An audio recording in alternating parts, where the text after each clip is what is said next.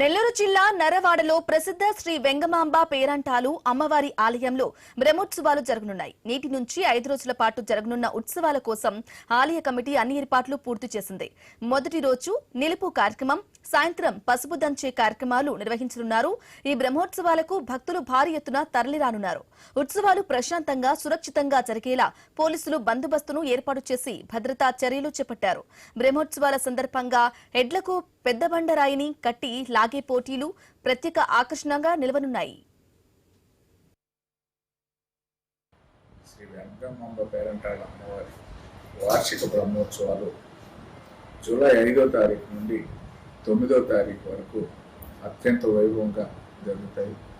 ఈ ఉత్సవాలన్నీ కూడా